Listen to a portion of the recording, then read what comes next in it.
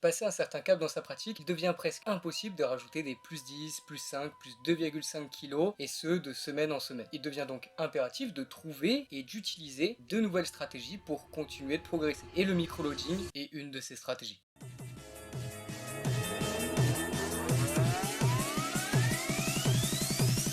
Salut à tous, c'est Galad et aujourd'hui on se retrouve pour une nouvelle vidéo où on va aborder le sujet du microloading. Alors pour ceux qui ne sont pas familiers, je vais vous expliquer dans un premier temps ce qu'est le microloading et ensuite on verra comment l'utiliser. Le microloading c'est quoi? Ou plutôt la micro-progression en général, c'est quoi? Alors la micro-progression c'est le fait d'augmenter un pourcentage beaucoup plus faible, un pourcentage micro entre guillemets, de ses charges, de son nombre de reps, bref de marquer une petite progression. Et ce d'une semaine à l'autre. Si on prend un développé couché à 100 kg, marquer une micro-progression, ça sera de passer de 10 reps à 100 kg à 10 reps à 100,25 kg, ou bien à 100,5 kg, ou même 101 kg, parce qu'on sera sur des augmentations de la performance de l'ordre de 1%, 0,5%, 0,25%. Et à contrario, une progression qui n'est pas micro, ce serait par exemple de passer de 10 fois 100 kg à 11 fois 100 kg, ou bien de passer de 10 fois 100 kg à 10 fois 105 kg par exemple. Là on est sur des augmentations déjà nettement plus importantes. Sauf que si vous pratiquez la musculation depuis un certain moment, vous vous êtes rendu compte que au bout d'un certain moment, ce n'est plus possible de rajouter des plus 5, plus 2,5, plus 10 kg en fonction des exercices, et ce chaque semaine. Et donc inconsciemment, on commence à rentrer dans de la micro-progression. Passer de plus 10 kg à plus 2,5 kg, on réduit déjà le pourcentage de progression et c'est normal. Et pour continuer de progresser, on doit donc surcharger, mais de manière encore plus faible, avec des pourcentages encore moins importants, et c'est donc à ce moment-là qu'on doit rentrer dans de la micro-progression pour optimiser la progression générale. D'autant plus que être en capacité de micro-progresser, c'est super important, notamment sur les exercices où la charge absolue est extrêmement faible. Par exemple, sur du curl, la micro-progression, les micro-disques seront nettement plus importants encore que sur du soulevé de terre en sumo ou autre mouvement. Parce que si je rajoute 1 kg à mon squat à 200 kg, je vais marquer une progression de 0,5%. Et donc pour faire une progression équivalente sur du curl, je dois rajouter 250 grammes. Donc vous voyez que ça m'oblige à progression équivalente de micro-loader. Donc cet outil est d'autant plus indispensable en fait sur les petits exercices, entre guillemets sur les exercices où vous avez tendance à avoir une charge absolue moins importante et où donc rajouter 1 kg augmente la charge totale d'un pourcentage plus important. Pour mettre en place cette stratégie-là, on va avoir plusieurs outils. On peut avoir l'utilisation de micro-disques ou de micro-poids, peu importe, donc des poids allant de 0,125 kg à 0,5 kg, voire même des 0,750, enfin bref, tous les poids qui sont en dessous de ce qu'on va retrouver en salle traditionnelle, donc en dessous de 2,5 kg. Pour ça, on peut aussi utiliser des poids de cheville qui tournent généralement aussi autour des 1 kg, 0,5 kg, 200 grammes, etc. Après, si jamais vous êtes en salle et que vous n'avez pas accès à ces matériels-là, vous pouvez tout simplement utiliser des stop disques. Donc rajouter des stop disques, ça permet de rajouter 200 grammes sur une barre, donc rajouter un deuxième stop disque, ça permet de micro-loader, donc de micro-progresser.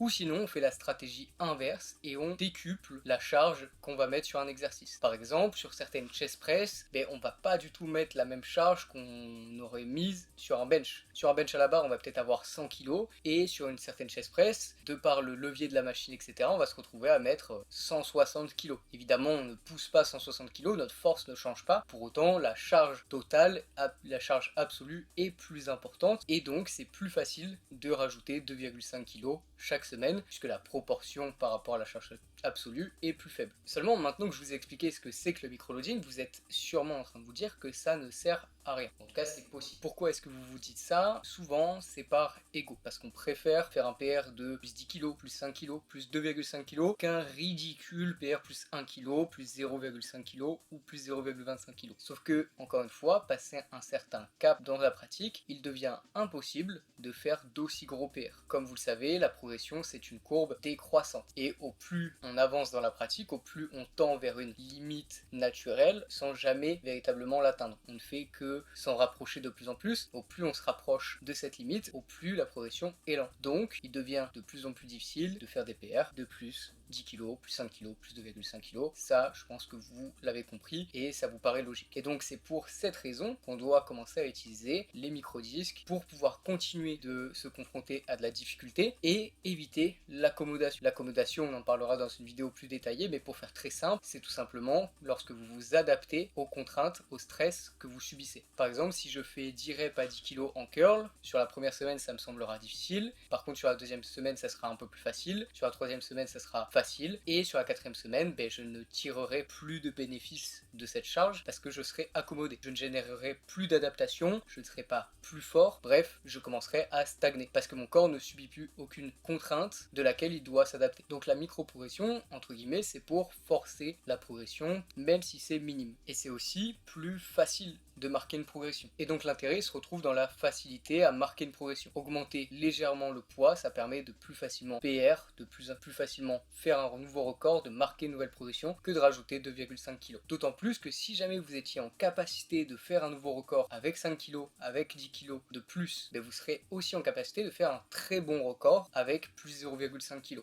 Alors que l'inverse n'est pas vrai. Imaginons, je suis en extrêmement bonne forme et je me dis, ok, je vais tenter 10 kg de plus que mon 1RM. Donc je passe de, par exemple, 100 kg au développé couché à 110 kg au développé couché. Qu'est-ce qui se serait passé si à la place, ce jour-là, avec la même forme, j'aurais pas mis 110 kg, mais j'aurais mis 100,5 kg. Et j'aurais sûrement fait 2 répétitions, 3 répétitions, donc j'aurais soit doublé, soit triplé mon 1RM. Donc dans le cas des plus 10 kg, c'est un très bon PR. Et dans le cas plus 0,5 kg, c'est un très bon PR aussi. Maintenant, prenons le cas inverse. Je me sens pas spécialement fort, je suis pas très efficient aujourd'hui, mais je me dis quand même que je vais tenter plus 5 kg. À 105 kg, j'échoue ma barre. Et maintenant, dans le cas où j'aurais mis plus 0,5 kg, soit j'aurais échoué, ce qui aurait voulu dire que dans tous les cas, 105 kg, j'aurais pas pu l'avoir, puisque j'échoue avec une charge plus faible, soit je la réussis avec un gros grind, auquel cas, j'aurais pas pu non plus avoir 105 kg. Alors que si jamais je passe 100,5 kg extrêmement facilement, et derrière je peux mettre 105, 107,5 sans aucun souci. Pourquoi? Parce que ça ne m'a pas tant fatigué que ça, vu que dans tous les cas ça aurait été facile. Peu importe les issues, il est toujours plus logique et pertinent pour votre progression générale de micro-surcharger. Et finalement, le dernier cas d'utilisation des microdisques, ça peut être dans le respect d'un rep range